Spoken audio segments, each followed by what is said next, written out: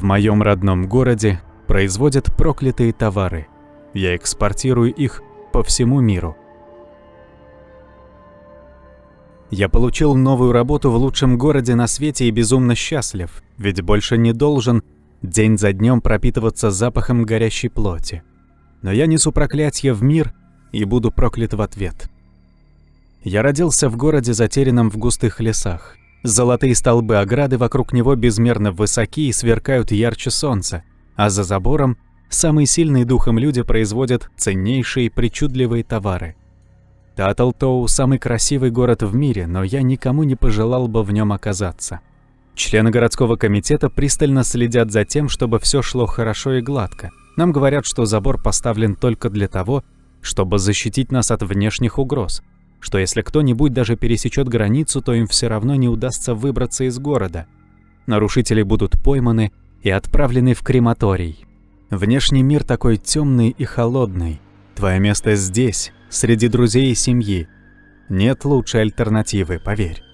Так они говорят, и большинство людей предпочитают им верить. Они платят своей жизнью за полностью устроенный быт, надежно спрятанный за забором. Они счастливы так жить. Но не нужно думать о горожанах так плохо.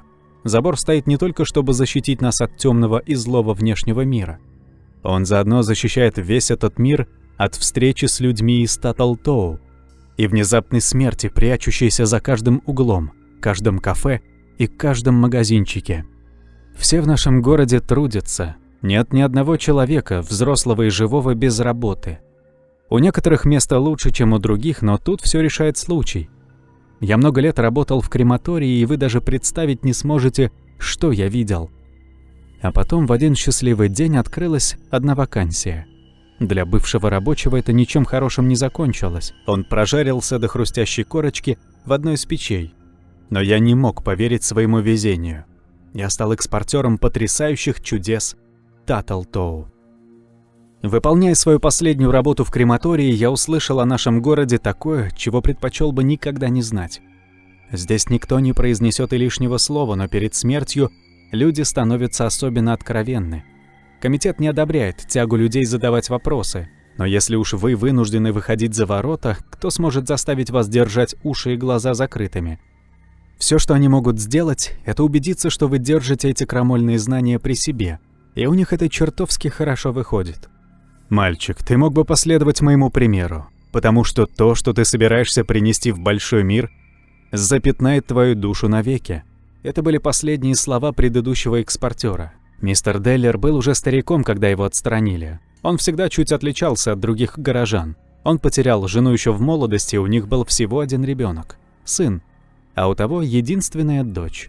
Это необычное положение дел в нашем городе. Много детей дают тебе много почета. Честно, мне было все равно, что там станет с моей душой. Главное, я мог наконец уйти от вездесущего запаха горящих трупов. Всей корицы мира не хватит, чтобы перебить его, если вы торчите прямо у источника. Прежде чем в первый раз покинуть Таттлтоу на грузовичке, полном товаров, я напоследок прогулялся по городу, просто чтобы посмотреть, что же такое я повезу в мир, и поболтать с теми, кто это производит. Я начал с периферии. Зеленый спокойный район, весь отведенный под сады для лучших фруктов и овощей. Главное, что здесь выращивают – цитрусовые. Насколько хватает глаз, в бескрайних садах растут лимоны и лаймы. Я подошел к одному из деревьев и встал на цыпочки, чтобы понюхать свежий лимон на ветке. «Эй, парень, и какого черта ты делаешь?» Садовник появился прямо рядом со мной, сверля меня гневным взглядом. «Я ничего не трогаю», – воскликнул я. «Вот зачем пытаться понюхать то, что тебе никогда не достанется?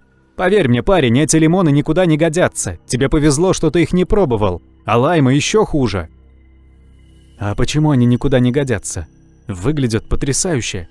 «А потому что они от души полакомятся твоим разумом, отберут у тебя свободную волю». Он посмотрел мне прямо в глаза. «Ты новый экспортер, так?» Я кивнул. «Слушай, парень, они хотят, чтобы я отправил дюжину ведер с лимонами в соседний город и дюжину ведер лаймов в другой. Когда доберешься до места, просто оставь фрукты, ни с кем не разговаривай». И он вдруг исчез так же, как появился. Я отвез лимоны в город, где из них делали лимонад. Мне предложили стаканчик, но я вежливо отказался. В другом городе из лаймов делали конфеты. Я вряд ли смог бы от них отказаться, ведь они так чертовски хорошо пахли. Но пожилой джентльмен и не подумал мне предлагать. А когда я увидел пятна на его рубашке, подозрительно похожие на кровь, то решил, что это и к лучшему. Наверное, в этот момент я начал понимать, что люди, заказывающие товары из Таттлтоу, и сами не совсем нормальные. Хотя меня до глубины души поразило, насколько безумно счастливыми выглядели жители этих двух городов. Ни одного хмурого лица. Их широкие улыбки до сих пор преследуют меня по ночам. Я знаю, как выглядят пленники. Эти люди определенно жили в тех городах не по своей воле. Это все проклятие Таттлтоу, которое я принес им под яркой оболочкой цитрусовых.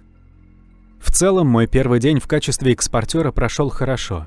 Однако позже произошло кое-что, что заставило меня отчаянно захотеть бросить эту работу. Я предпочел бы вернуться в крематорий. В тот день я встретил сапожника. Больше всего в Таттлтоу меня привлекал обувной магазин. Еще с детства мне постоянно твердили родители, что внутрь заходить категорически нельзя, что, конечно, только усиливало мое любопытство. Но я был хорошим мальчиком и не перечил старшим, только любовался витринами снаружи. Сапожника звали Теодор Тосли. Обувной магазин Тосли был одним из старейших. Со стороны он всегда выглядел как самое роскошное место в городе. Огромная витрина обложена темно-синей плиткой. Каждую неделю краску обновляют, ведь старина Тосли не терпит ничего потрепанного и пыльного. В витрине красуются великолепные произведения, сделанные за всю его жизнь. Здесь можно найти что угодно, от хрустальных туфелек до кожаных сапогов. Каждая пара уникальна и идеальна. Вы буквально можете видеть, сколько труда в них вложено. Больше всего на свете я хотел бы иметь пару таких ботинок. Все в Таттлтоу таскают одни и те же унылые серые кеды. Тосли наложил вето на любую другую обувь, чтобы ничто не смело затмить его талант. Он, как вы могли догадаться, немного самовлюбленный и к тому же жестокий. Ведь его товары нам тоже трогать нельзя. Я впервые вошел в магазин с ярко блестящими от восторга глазами. Из красивого старинного проигрывателя лилась классическая музыка, добавляя мрачную, давящую атмосферу магазину. Я не мог заставить себя оторвать взгляд от великолепных товаров, внезапно оказавшихся так близко. Тосли работал в задней комнате и тихонько напевал что-то себе под нос в такт музыке. «Мистер Тосли, могу я забрать заказ?» Вполголоса крикнул я вглубь магазина. Он громко картинно выдохнул, чтобы до меня точно дошло, насколько беспардонно я прерываю его творческий процесс. «Я почти закончил», — хмыкнул он. «Они попросили меня сделать пару десятков пар ботинок. Я что, выгляжу как идиот, массово производящий всякое дерьмо?» — гаркнул он. Я отрицательно помотал головой. «Нет, конечно нет. Я же чертов художник». Он встал со стула и бросил взгляд на мои ноги. «Знаешь, раз уж ты все равно уезжаешь из города, может, примеришь приличную обувь? Никто не узнает. У меня есть для тебя идеальная пара». Я судорожно сглотнул. Передо мной стояли самые прекрасные сапоги, которые мистер Тосли когда-либо делал. «Я не имею права трогать местные товары, сэр. Они предназначены только для экспорта». «Это потому, что ты чертов слабак. Ты что, всегда делаешь то, что тебе говорят?» Я не знал, как ответить на такой вопрос. Это наша жизнь. Мы все так делаем. Это вопрос выживания. В конце концов он махнул мне рукой на коробки с обувью, и я отправился их грузить. На этот раз пункт назначения оказался намного дальше. Я ехал почти целый день, чтобы добраться до места. В том городе был красочный фестиваль. На него пригласили много гостей. В качестве подарка посетителям город заказал пары танцевальных туфель ручной работы. Милый, роскошный подарок. Меня пригласили присоединиться к гуляниям, и на секунду у меня возникло яростное желание надеть те самые сапоги, которые Тосли в последний момент добавил к заказу. Почти попался. Я не снял свои унылые серые кеды и держался чуть в стороне. Я не знал, имею ли право находиться здесь среди людей, заказывающих наши товары, но так хотел увидеть празднество. В Таттлтоу бывают свои фестивали, но мы никогда не танцуем. Заиграла веселая музыка, и танцевальный комитет начал раздавать обувь. Все смеялись, радость витала в воздухе. Я совершенно не хотел покидать это место. пока они не начали танцевать. Прошло всего несколько минут, и вот первый человек замертво упал на землю. Потом еще один и еще, как домино.